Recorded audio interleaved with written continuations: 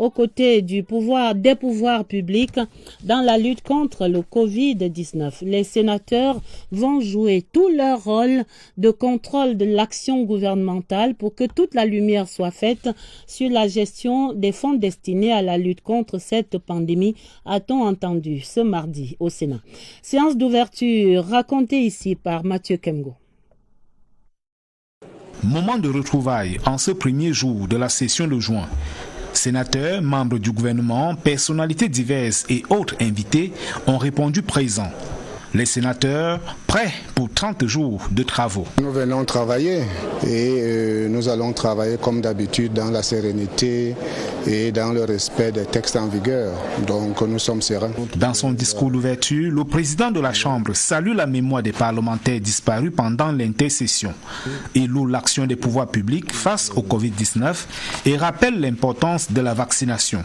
Massénia Difendi rappelle aussi le devoir des sénateurs, légiférer et contrôler l'action du gouvernement.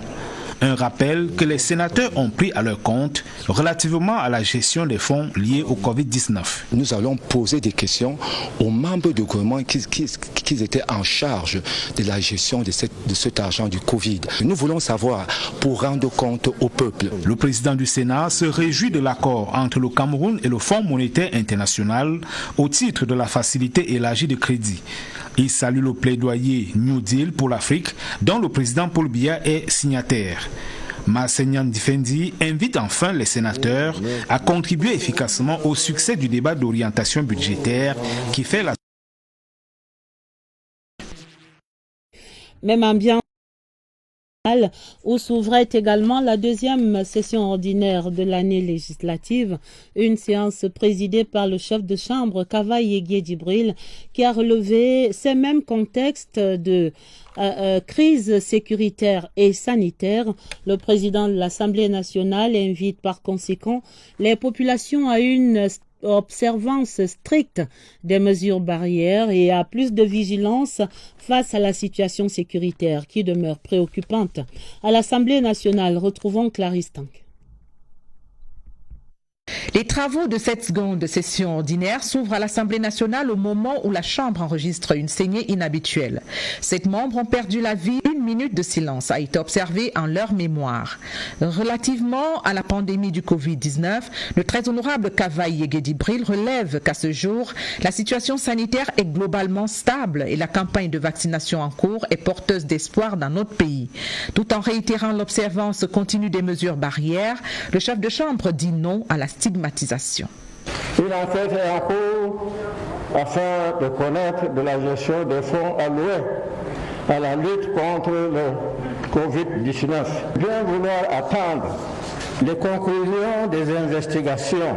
Et d'attirer l'attention du gouvernement sur un phénomène inquiétant, la circulation des armes de toute nature et de diverses origines dans notre pays. 5000 réfugiés nigérians sont définitivement partis du centre d'accueil de Minawao dans la région de l'extrême nord. Il y avait de magnifier ici la légendaire générosité du chef de l'État, un geste inédit. Invité de marque à ces travaux, un député de nationalité malgache. Quant aux pourfendeurs et détracteurs de la République, ils trouveront désormais les honorables députés sur leur chemin. La lettre ouverte adressée au secrétaire d'État américain par les élus a donné le ton. Et ces positions du président de l'Assemblée nationale sont partagées par les députés. Ils nourrissent par ailleurs de nombreuses attentes quant aux grands dossiers annoncés pour cette session législative de juin. Voici quelques réactions telles que captées ce mardi par Pulchéri Athé. Les élus de la nation partagent la vision du chef de chambre quant au recul à observer en rapport avec la grande actualité en cours au Cameroun. Il y a une enquête en cours concernant les fonds alloués pour le Covid. Il a demandé aux parlementaires d'avoir un peu de retenue. On risque, n'est-ce pas, de mettre les concitoyens à la vindicte populaire. D'autres préoccupations sont liées à l'insécurité et à la crise sanitaire due au Covid-19. Nous saluons encore les efforts faits par le gouvernement dans le cadre de la vaccination qui a commencé. Et puis sur le plan sécuritaire, nous nous engageons derrière le président de l'Assemblée nationale pour porter des discours de paix et de sécurité. Des sujets et bien d'autres qui n'ont pas éludé la spécificité de cette session de juin consacrée au débat d'orientation budgétaire. Personnellement, je vais être très regardant sur la part qui ira pour la reconstruction de l'extrême nord, du nord-ouest et du sud-ouest, mais aussi tout ce qui est prévu pour ma circonscription électorale qui est le Voirie-Centre.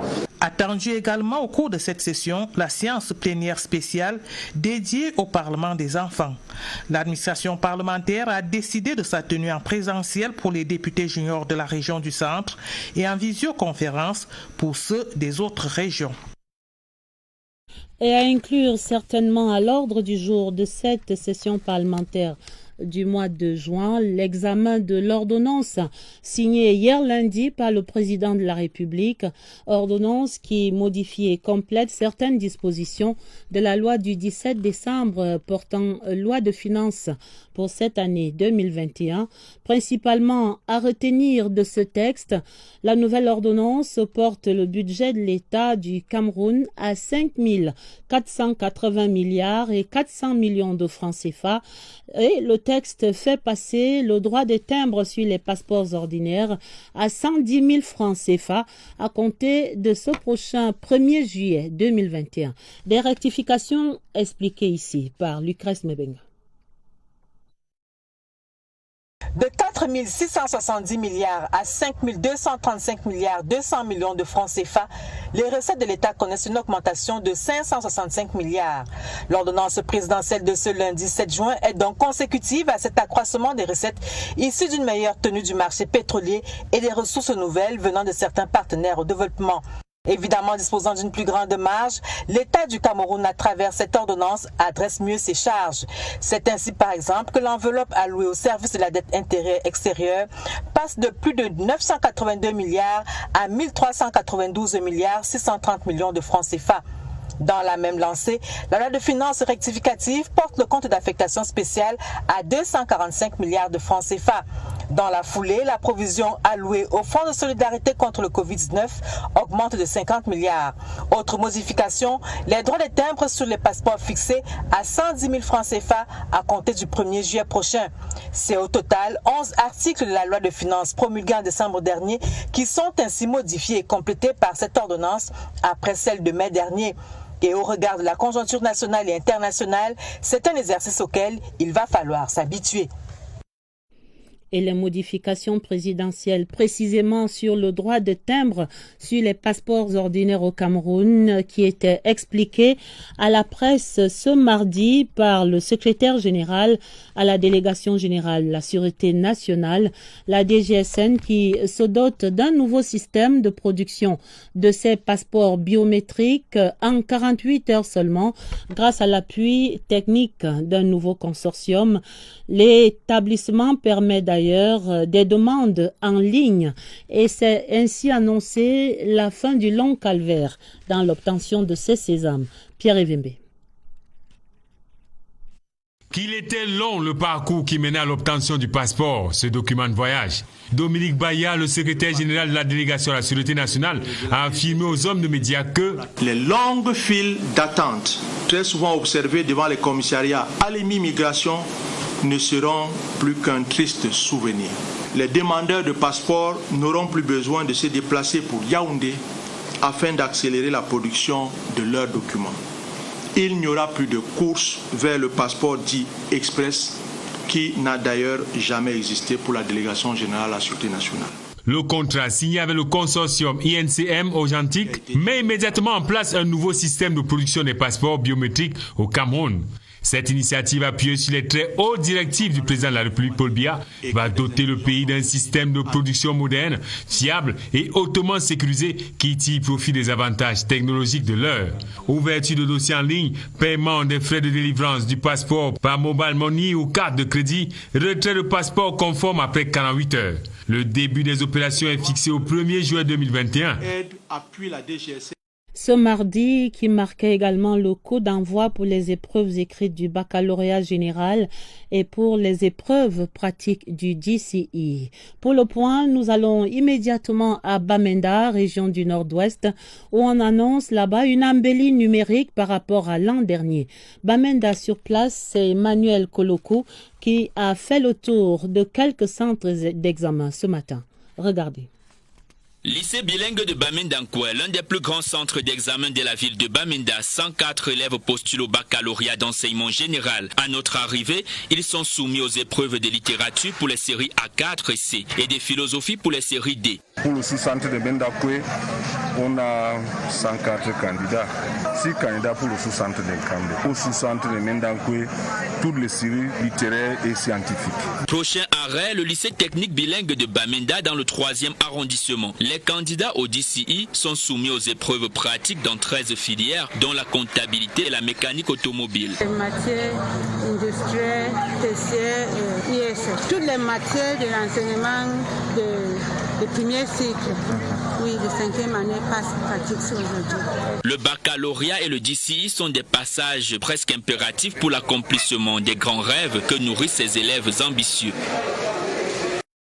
Pour le baccalauréat général, ce sont au total quelques 115 447 candidats qui sont ainsi à la quête de ce sésame pour l'accès à l'enseignement supérieur sur l'ensemble du territoire national.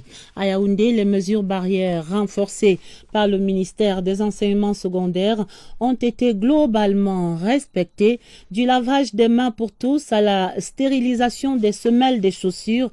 Les centres d'examen rivalisent d'ingéniosité contre le Covid-19. Daniel Monanga.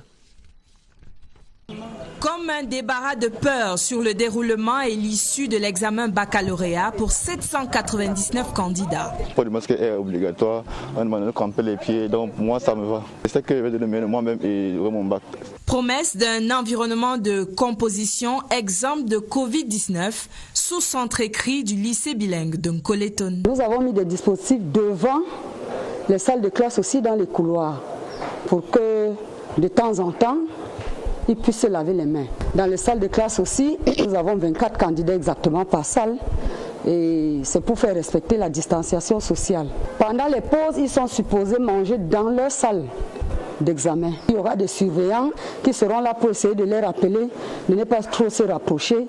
Dans le vif du sujet, à chaque prétendant de défendre sa capacité à passer à l'université malgré le contexte, c'est perdu pour être un postulant absent dans ce sous-centre écrit. Pour les épreuves, on a eu les épreuves à temps et on a pu distribuer aux candidats. Et les épreuves ont commencé effectivement à 8 heures comme prévu par l'ordre de passage. Pour les partants, certains consignent déjà leur premier point sur les épreuves de langue, littérature française ou de philosophie selon les filières. Pour les candidats au GCE Ordinary Level, les épreuves pratiques concernaient l'alimentation et la nutrition et c'était la chimie au programme pour le GCE Advanced Level. Au lycée bilingue d'application de Yaoundé, par exemple, plus de 500 candidats ont ainsi répondu présents sur l'effectivité de ces examens et la participation. Voici quelques assurances données par le proviseur. On a environ 14 sous-centres qui sont venus ici au LBA, lycée bilingue d'application, pour cet examen. Et ça va durer dès aujourd'hui jusqu'à vendredi. Et dans ces 500 candidats, ils sont partagés de sorte que chaque journée, il y a des séances. Le matin, 65 et dans l'après-midi, 65. Le O-Levels, on est en train d'avoir aussi le Food and Nutrition, ça a déjà commencé.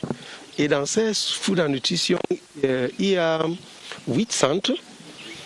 Et pour le moment, ils sont en train de partager les différentes tâches. Parce que certains candidats aimeraient préparer certains repas. Donc aujourd'hui, c'est l'orientation pour tous ces élèves. Interview réalisée par Maïmouna Mohamedou Nadia de CRTV News. Et pour la région du littoral, ce baccalauréat de l'enseignement général compte quelques 47 765 candidats qui frappent aux portes de l'enseignement supérieur depuis ce mardi matin. Ouverture des épreuves écrites du baccalauréat dans le respect strict des mesures barrières. Voici les constats sur place dressés par notre correspondant dans le littoral, José Gaëtan Changa. Le calme régnait ce matin au lycée d'Oyak, dans le 3e arrondissement de la ville de Douala. On pouvait entendre une mouche voler. Les 850 candidats inscrits aux examens ont répondu présents et respecté les règles barrières. Tout se passe bien. Nous avons lancé à 8h pile. Tous les candidats sont en salle et les premières épreuves sont en train de passer. Donc là, nous sommes en train de faire la ronde pour voir dans les salles de classe s'il n'y a pas quelques difficultés. À Oya, comme au lycée de la Cité des Palmiers ou encore au lycée de Nilon d'Ogbassi, les candidats de la série A ont affronté les épreuves de littérature et en série D, l'épreuve de philosophie. Ceci dans le respect des règles de distanciation physique. Nous avons fait hier notre réunion préparatoire avec l'ensemble des collègues de notre sous-centre et des établissements rattachés. Nous avons reçu tout le matériel que nous devons normalement utiliser, dont nous lançons ce matin en toute sérénité. Dans tous ces établissements scolaires, une salle est réservée aux potentiels malades du Covid. Pour l'heure, aucun cas n'a été signalé. Même dispositif pour cette première journée des épreuves écrites du baccalauréat général et des épreuves pratiques du DCE dans les régions de la Damawa, du Nord et de l'extrême Nord. Nos reporters sur place affirment que le calme et la sérénité règnent dans tous les centres d'examen dans le septentrion. La synthèse de Joël Igor Abanda. Au total, 7680 candidats prennent part aux épreuves du baccalauréat de l'enseignement général et du DCE dans la région du Nord. Ici au lycée de Djamboutou, l'un des centres d'examen de la ville, 598 candidats répartis dans 28 salles sont face aux premières épreuves. C'est aussi le cas ici au sous-centre du lycée bilingue de Garoua. 881 candidats, dont 81 au General Certificate Education, sont face aux épreuves. Tout se passe dans de très bonnes conditions. Depuis une semaine, nous sommes préparés pour que les candidats soient dans les conditions minimales de l'examen. Le démarrage effectif vient d'être lancé et vraiment tout s'est bien passé. À l'entrée déjà de l'établissement, il y a une équipe médicale qui accueille ces candidats-là. C'est la même ambiance dans la ville de Maroua, région de l'extrême nord. Ici, 11 280 candidats répartis dans 42 sous-centres affrontent les épreuves du baccalauréat de l'enseignement général. Ce premier jour, tout est mis en place pour le bon déroulement de l'examen, tant dans le sous-centre du lycée classique de Maroua qu'au sous-centre du lycée de Domayo. Nous avons placé les seaux lave-mains, les détecteurs des températures avec les gels au niveau du secrétariat. Quelques candidats au GCE ont débuté avec l'épreuve du Chemistry Practicals, tandis que la région de la Damawa compte 1014 candidats au baccalauréat de l'enseignement secondaire et au probatoire de l'enseignement technique cette année. Les épreuves se sont déroulées dans le strict respect des mesures barrières contre le coronavirus dans les régions de l'extrême nord, du nord et de la Damawa. Mesures barrières de rigueur et sérénité également dans tous les sous-centres d'examen des trois régions de l'Ouest, de l'Est et du Sud. Voici la synthèse sur l'activité de ce mardi au sujet de ces examens. Marlise et Noambarga à Oumou. Il faut remplir certaines conditions avant de faire son entrée dans la salle d'examen. À Bafoussam, les candidats des différents sous-centres de la ville n'ont pas dérogé à la règle. Nous vérifions que les mesures barrières, n'est-ce pas, sont respectées. Passé cette étape de conformité, place à la première épreuve malgré quelques absences enregistrées. Même ambiance dans les sous-centres de la ville de Bertois. Ça a commencé très bien, tout le monde était en l'aide. En concernant les mesures barrières, il y a les seaux, le savon avec l'eau. Le sous-centre du lycée scientifique de Bertois a enregistré 607 candidats, dont 400 en série D 182 en série C et 25 en série TI. Tout se déroule bien jusqu'ici. L'Est enregistre au total 4300 candidats au baccalauréat et la descente du délégué régional dans les différents sous-centres de la ville atteste que tout se déroule dans de très bonnes conditions. Nous exprimons véritablement notre satisfaction. Dans toutes les salles, les enfants arborent déjà le cache-nez. Et en plus de cela, nous avons le matériel, le lavage de mains et autres. Les choses se déroulent telles que nous l'aurons voulu. Au sud également, les candidats font face contre copie. Le délégué a dit toute sa satisfaction quant au bon déroulement des épreuves. Toutes les salles de classe ont été désinfectées. La distanciation sociale est respectée. Ils sont assis un par banc. De l'est à l'ouest comme au sud, les épreuves de baccalauréat général 2021 se déroulent sans incident.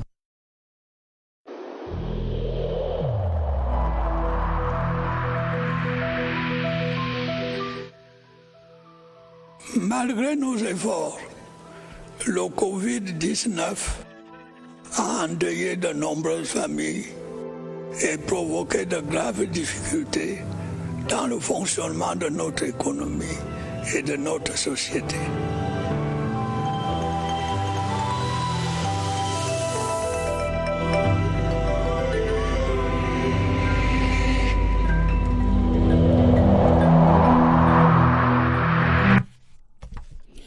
Lutte acharnée contre le coronavirus dans les salles d'examen, on vient de le voir, mais aussi sur les terrains de sport.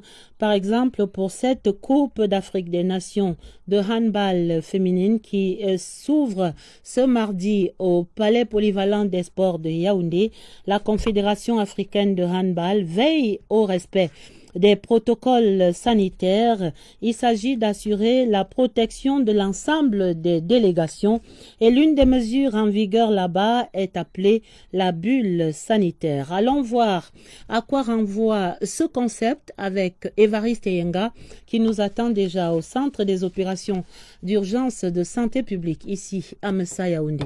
Bonsoir Évariste. Bonsoir Adèle, c'est un espace clos, la bulle sanitaire, un endroit inaccessible, un itinéraire à l'intérieur duquel interagissent uniquement les personnes qui sont impliquées dans la tenue de la compétition, la Coupe d'Afrique des Nations de handball senior dames. Et vous y trouvez à l'intérieur donc les joueuses, les staffs techniques et médicaux, les personnels de l'organisation, les volontaires, le personnel des hôtels également, parce que là-bas, ils sont concernés, et également le personnel de la restauration, les agents de liaison, la sécurité, uniquement ces personnes, mais chacune d'entre elles, au départ, présente un test négatif. C'est alors qu'elle est admise dans la bulle. Une fois que vous accédez dans la bulle, vous n'en ressortez plus jusqu'à la fin de la compétition et vous circulez dans cet itinéraire imaginaire que l'on appelle la bulle sanitaire. Son espace est en deux temps. Il y a d'abord le palais polyvalent des sports de Yaoundé et l'hôtel, le lieu de résidence de chacune des délégations. Toute personne étrangère, c'est-à-dire se trouvant hors de ces deux espaces, n'a pas droit d'accès à la bulle sanitaire. C'est le cas d'ailleurs des journalistes dont les voix s'élèvent déjà quelque peu. Les journalistes n'ont pas accès aux joueuses, n'ont pas accès aux encadreurs, aux acteurs pour des interviews. Il leur est interdit de s'approcher de ces personnes. L'objectif de la Confédération africaine de handball est de protéger tous ces acteurs du début jusqu'à la fin de la compétition et d'éviter la transmission du virus. Évidemment, nous aussi, on a dû se plier à ce protocole assez strict. On devait avoir avec nous ici le docteur Yannouk Mossus, qui est le responsable sanitaire de la Confédération africaine de handball, chargé de la question sanitaire. Évidemment, il n'a pas eu autorisation de sortir de sa bulle pour nous retrouver ici dans le cadre de ce direct. D'autres restrictions sont prescrites également. On en parlera demain avec notamment le huis clos. Les matchs se jouent sans le public. À vous le plateau. On va s'habituer à tout cela. Merci Évariste. On aura appris ce soir pour ce qui est de la bulle sanitaire. Dans la suite du journal, ce communiqué est signé par le ministre des Finances, Louis-Paul Motazé, le ministre des Finances, qui porte donc à la connaissance du public que les services de la Direction générale des impôts à l'avenue Foch à Yaoundé ont été l'objet d'un cambriolage dans la nuit du 7 au 8 juin 2021. Les premières constatations font état de plusieurs bureaux saccagés dans la quasi-totalité des 11 étages de la tour principale de l'immeuble abritant la Direction générale des impôts. Les enquêtes d'usage ont été ouvertes par les services de la gendarmerie et de la police sous la supervision de monsieur le procureur de la République et permettront de clarifier les circonstances de ce cambriolage et d'en identifier les auteurs. Dans l'intervalle, le ministre des Finances tient à rassurer l'ensemble des contribuables que l'administration fiscale continuera à délivrer les services auxquels ils ont droit sans perturbation majeure. Et ce mardi, c'était le deuxième jour de cette visite d'évaluation des chantiers de construction de la ligne de transport d'électricité. Celle-ci, aujourd'hui, c'était à Hala, à Bomban.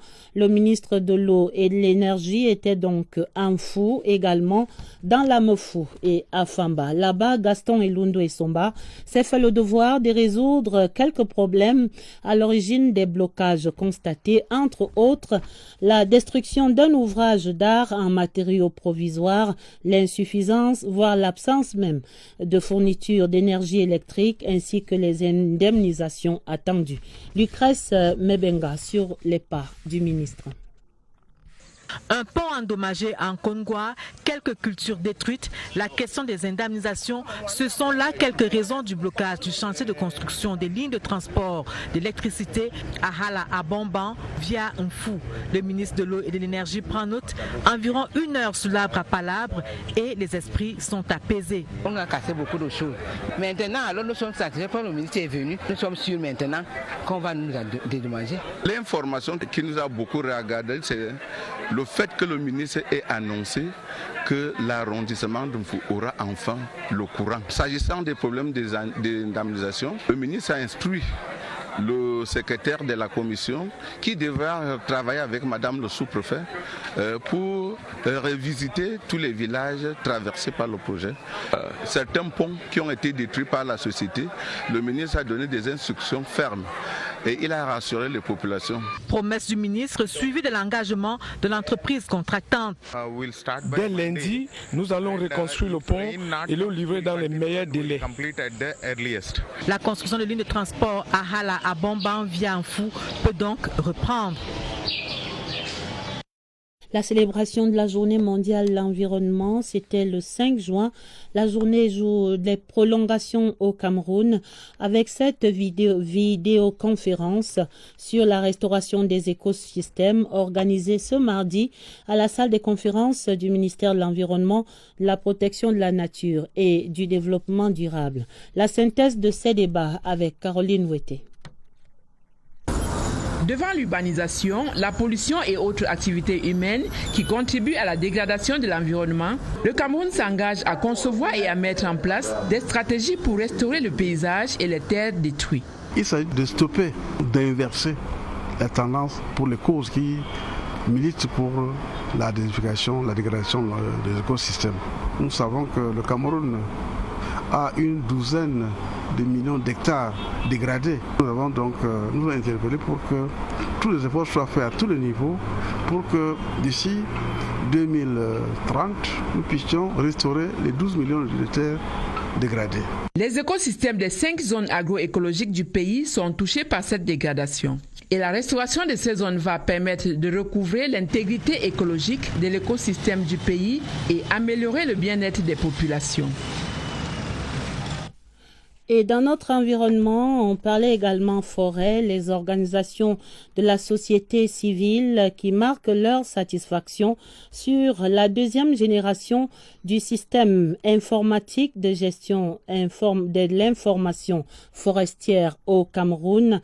C'était ce mardi, ces organisations de la société civile ont remis leurs propositions au ministre des Forêts et de la Faune, Jules Dorendongo, sur cette cette cérémonie, nous allons entendre la réaction de l'une des participantes, Cécile Ndjebet. La représentante de ces organisations est ici interviewée par Étienne Pascal Azeg.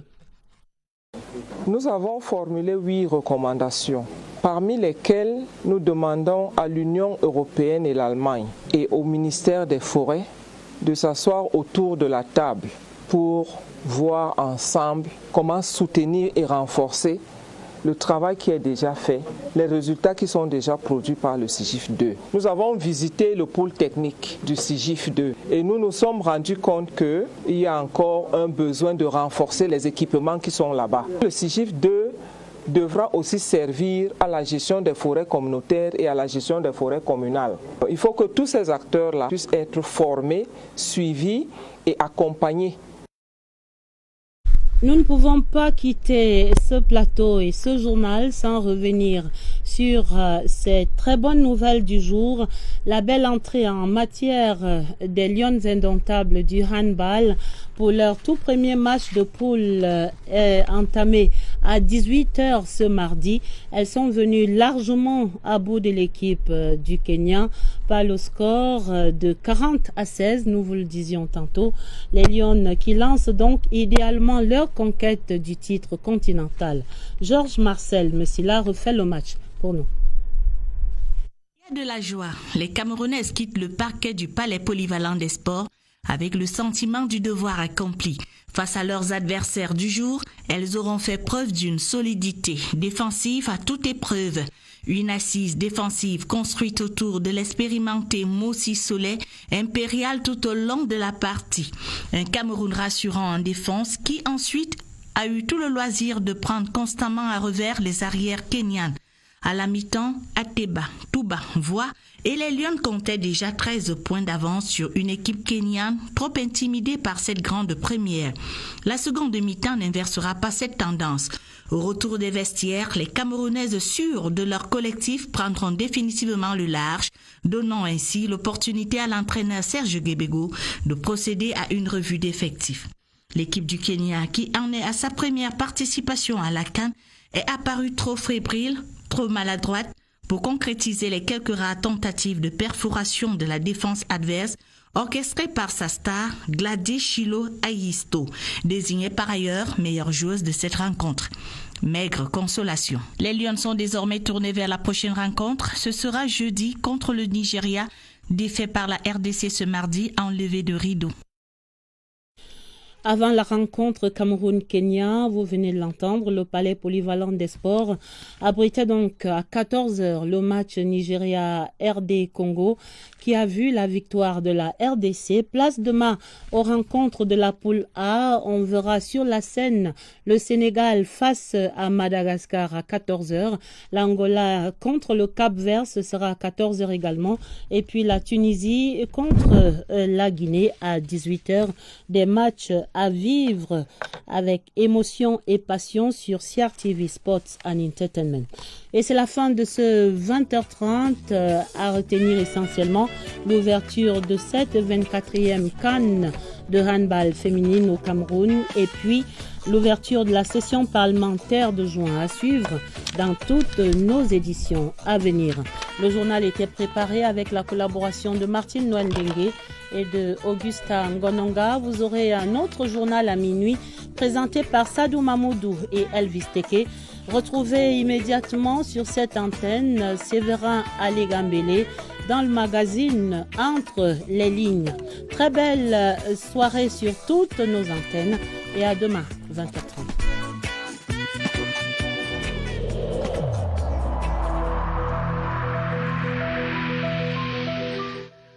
Je vous exhorte de nouveau à porter vos masques, à vous laver régulièrement les mains et à faire appel à un médecin ou à tout autre personnel de santé au cas où des symptômes apparaissent.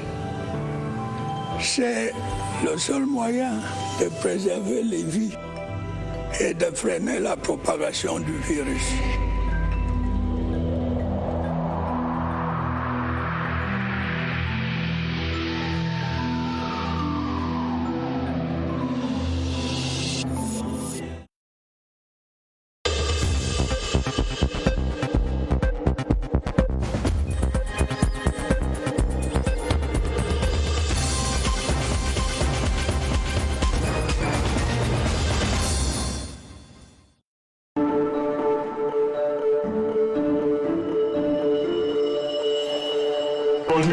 Franchement, si c'est que tu as ma personne, je t'offre 2 au prix d'1. Tu me gâtes là.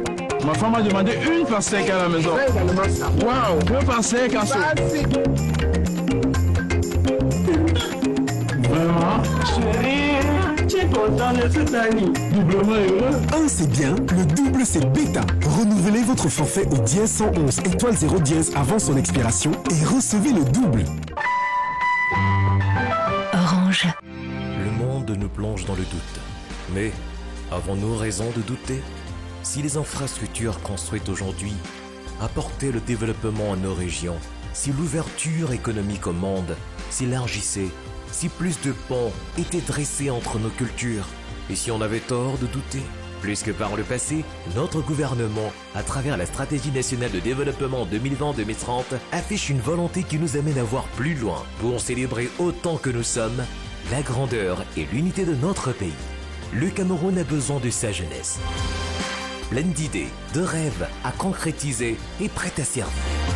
Citoyens et institutions, retrouvons-nous à la 10e édition du Salon de l'Action Gouvernementale SAGO, du 18 au 24 juillet 2021 au Palais des Sports de Yaoundé. Pour plus d'informations, contactez le cabinet événementiel Mon Communicateur, mandataire du gouvernement. Salon de l'Action Gouvernementale, la vitrine du Cameroun.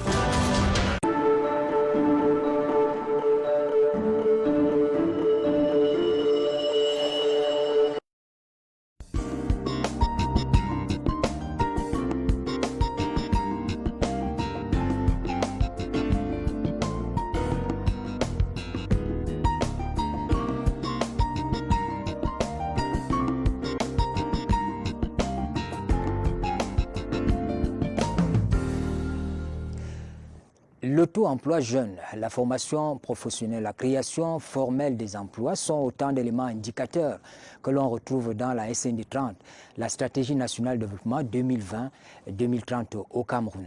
C'est des prévisions mentales qui sont faites, mais à travers des procédés bien connus, ces prévisions devront devenir dans les jours qui viennent des réalités. Dans cette mise en perspective, l'État du Cameroun vient de signer avec la société OWatch une convention de partenariat qui va permettre de mettre en place au Cameroun une usine d'assemblage, de montage et de commercialisation de ce qu'on appelle aujourd'hui des laveries mobiles. Nous en parlons parce que nous recevons sur ce plateau le promoteur de cette initiative, Sylvain Onan, qui nous fait l'honneur d'être là. Merci d'être là. C'est moi qui vous remercie. Bonsoir, bonsoir.